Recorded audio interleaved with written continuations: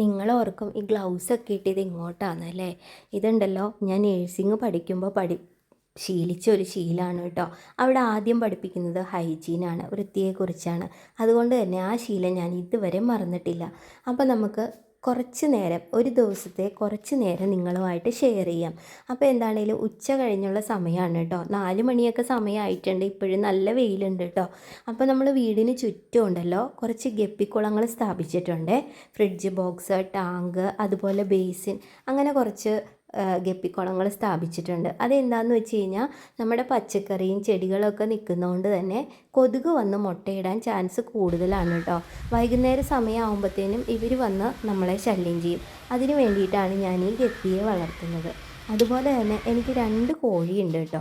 എന്താണെന്ന് വെച്ച് കഴിഞ്ഞാൽ ഭക്ഷണ പദാർത്ഥങ്ങൾ ബാക്കി വരുന്നത് കൊടുക്കാൻ വേണ്ടിയിട്ട് വളർത്തുന്നതാണ്. അത് തന്നെയല്ല, മുട്ടയിടാറായിട്ടില്ല, നമുക്ക് മുട്ടയാണെങ്കിലും കിട്ടുമല്ലോ. പിന്നെയുള്ളത് പൂച്ചയും പട്ടിയൊക്കെയാണ് കേട്ടോ. അപ്പോൾ ഭക്ഷണങ്ങളെല്ലാം ബാലൻസ് വരുന്നതൊക്കെ ഇവർക്ക് ഷെയർ ചെയ്ത് കൊടുക്കും. പിന്നെ അതുപോലെ ഇനിയുള്ള കാര്യങ്ങളെന്ന് വെച്ച് കഴിഞ്ഞാൽ മഴമറയ്ക്കകത്താണ്. മഴമറയ്ക്കകത്ത് ഇന്നത്തെ പരിപാടി എന്തെന്ന് വെച്ച് കഴിഞ്ഞാൽ കുറച്ച് പോട്ടി മിക്സ്ചർ റെഡിയാക്കാനുണ്ട്. നമ്മുടെ പെർലൈറ്റും വെർമിക്കുലേറ്റും ചകിരിച്ചോറും സ്യൂഡോമോണസും ഒക്കെ ചേർത്ത് ഒരു പോട്ടി മിക്സ്ചർ റെഡിയാക്കി ട്രേകളിൽ നിറച്ച് വെക്കാനുണ്ട്. കുറച്ച് വിത്ത് പാകാനുള്ള പരിപാടിയാണ് കേട്ടോ.